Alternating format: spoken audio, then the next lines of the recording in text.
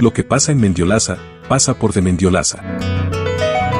El director de esta película es Martín Sapia, que además es vecino de nuestra ciudad y que ya está con nosotros al aire. Muy buenos días, Martín.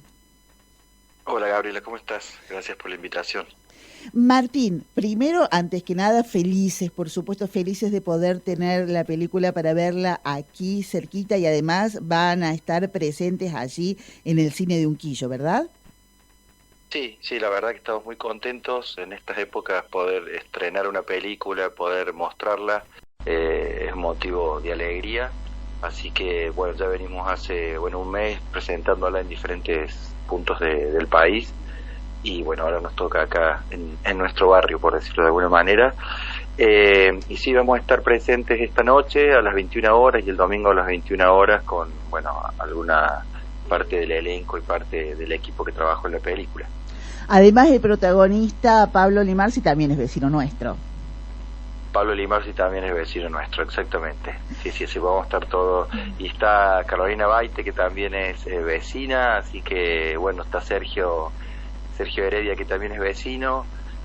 Somos varios de la zona. De todas maneras, la película no fue filmada aquí en Sierras Chicas, ¿verdad?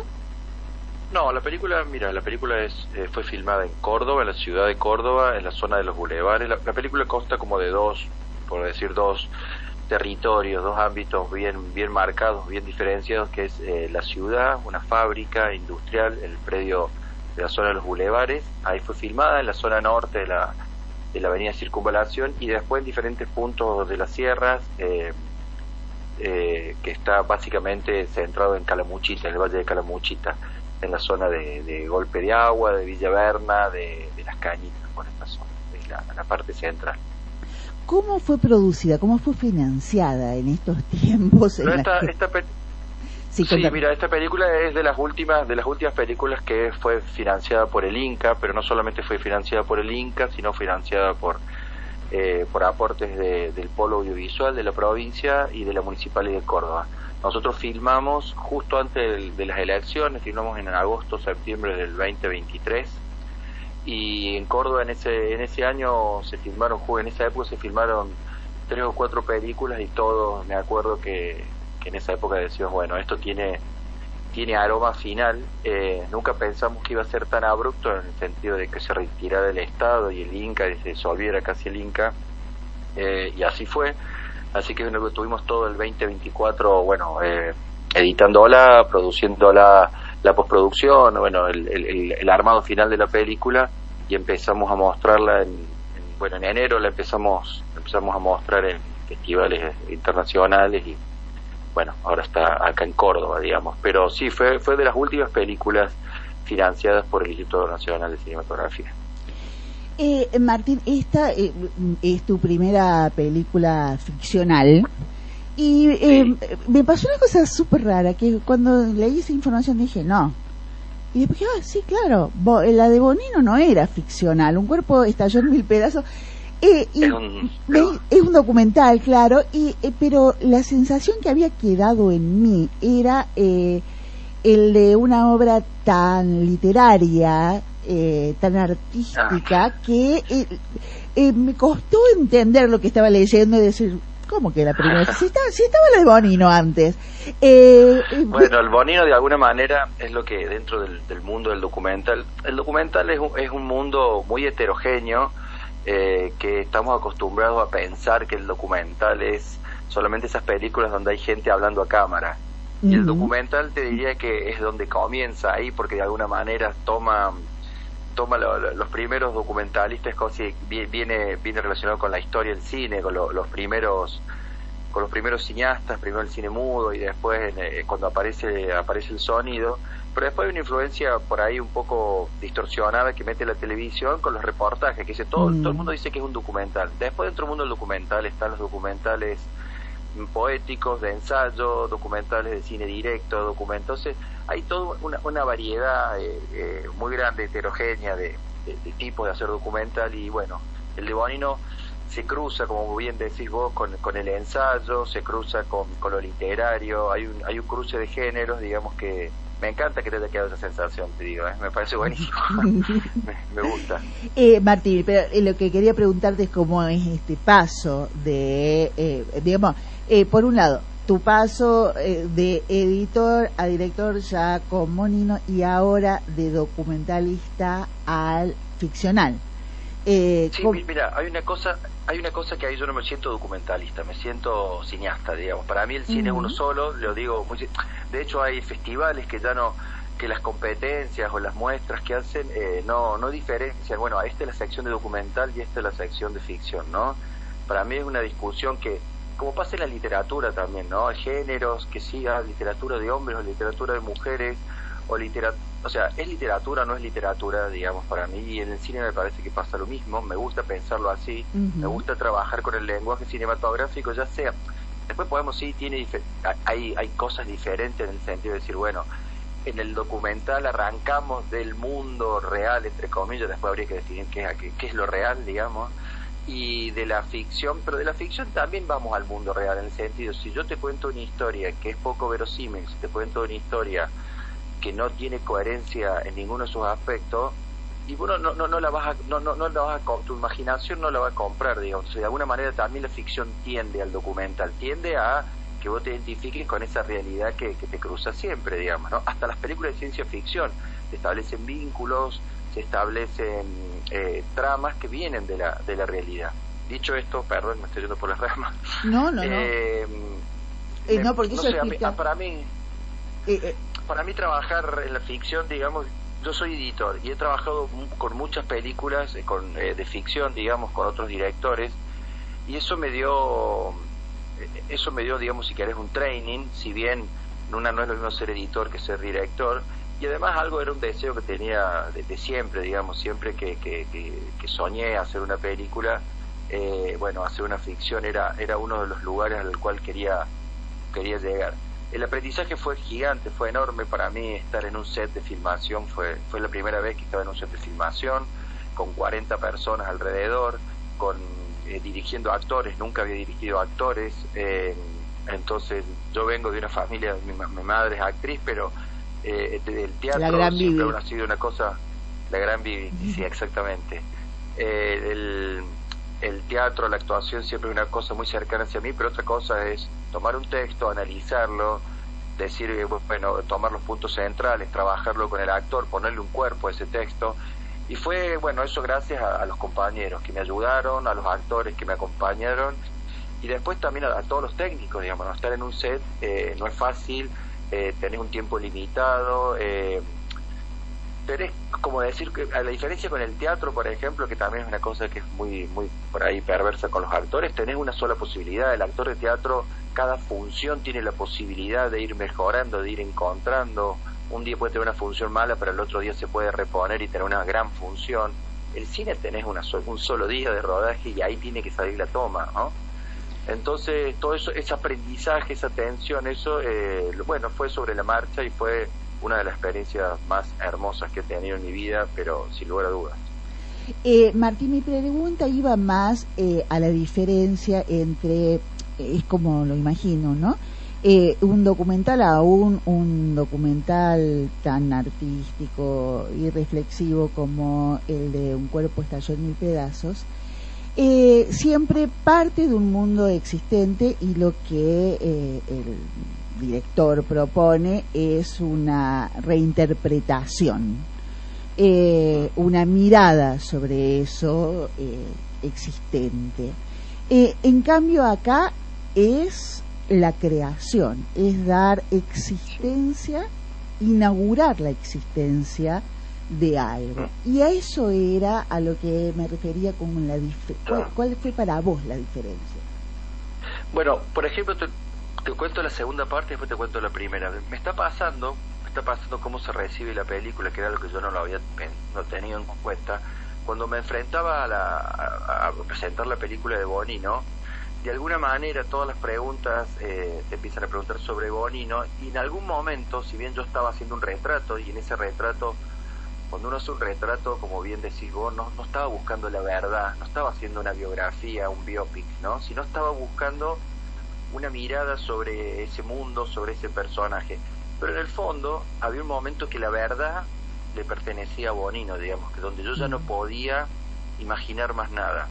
Y es muy interesante que en la ficción, que uno cree que a lo mejor las cosas están más atadas, es infinito, porque la interpretación que hace el público de la película en la ficción, me doy cuenta porque después yo lo traslado a qué me pasa a mí cuando leo un libro o cuando veo una película, tiene que ver mucho con el presente, con el pasado y con lo que cómo ve uno la vida, digamos, ¿no? Uno proyecta en esos personajes, en esos espacios, en esos, no sé, en esos ambientes emocionales que la ficción plantea, proyecta su mundo, y a partir de esa proyección sale lo que uno cree que es ese personaje, o lo que siempre, sobre todo con películas donde el mundo no está cerrado.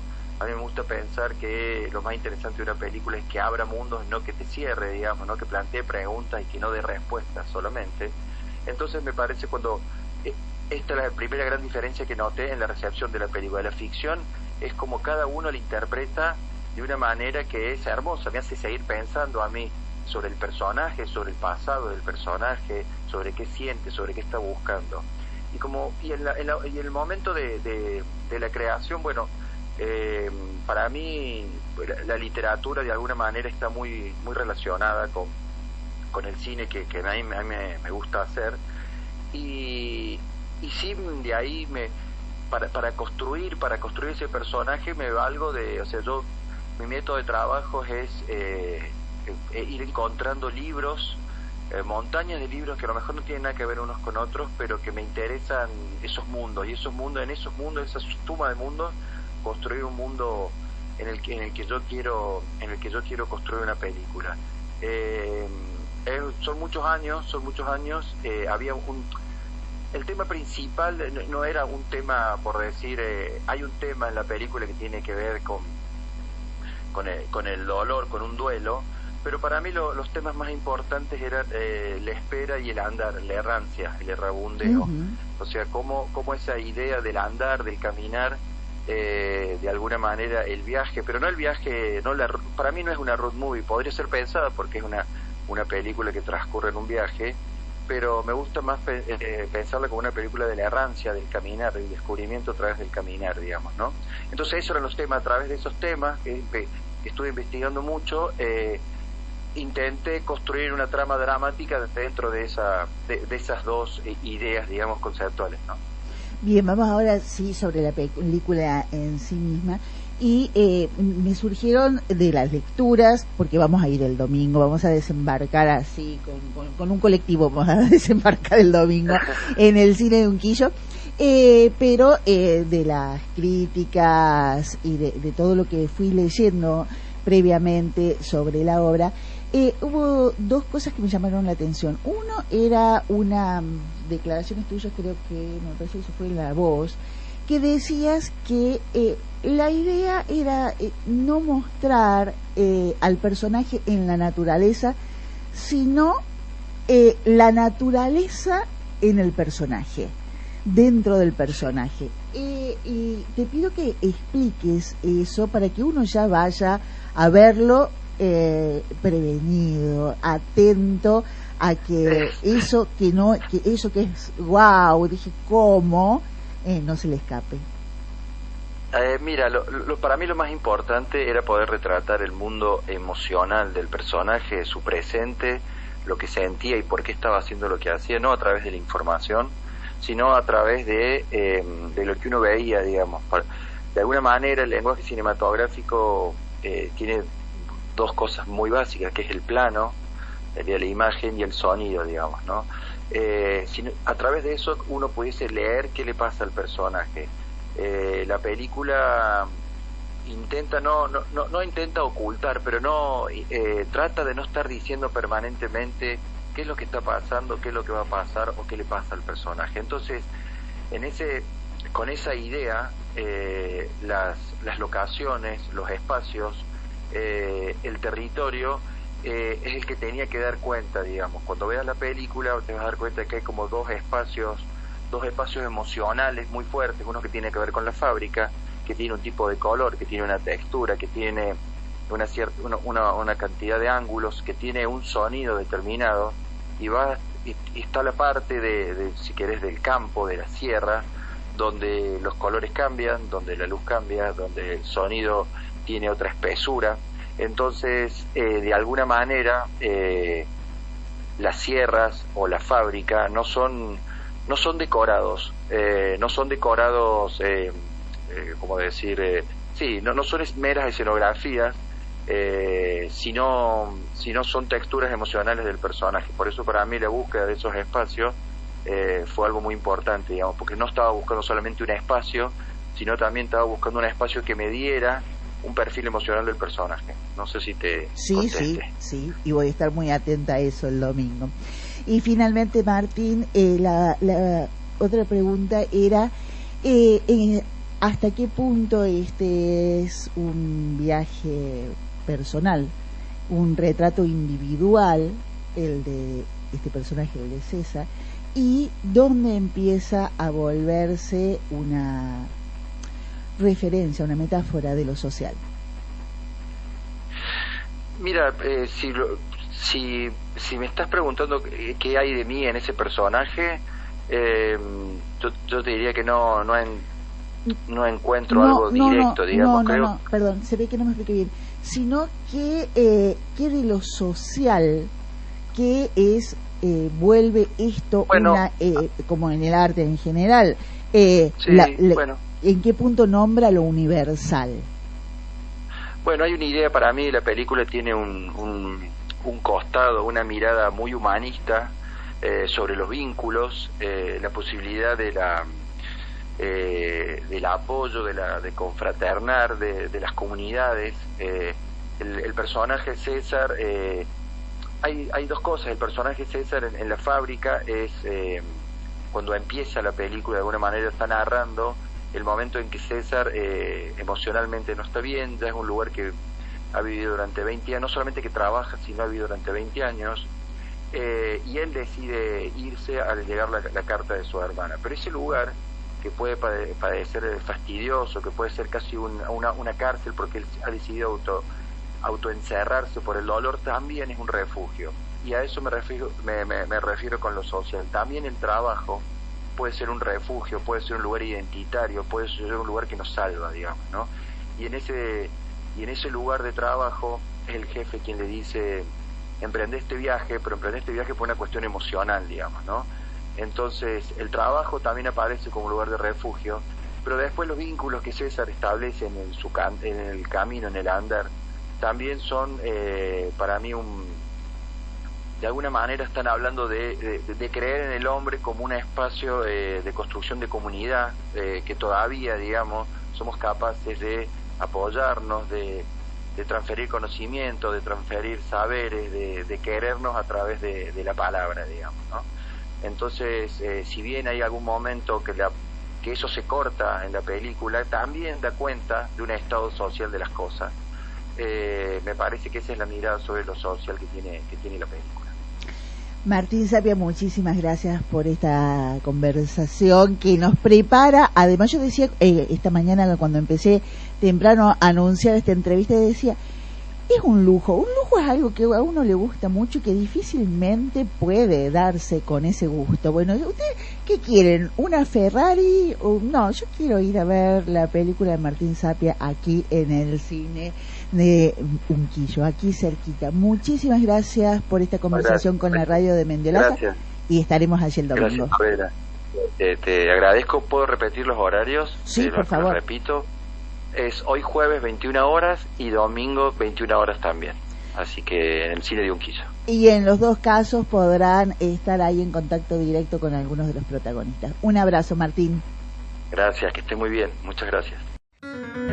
Mañanitas de Mendiolaza. Martes a viernes, de 10 a 12, por la 102.7 FM de Mendiolaza. Vecino.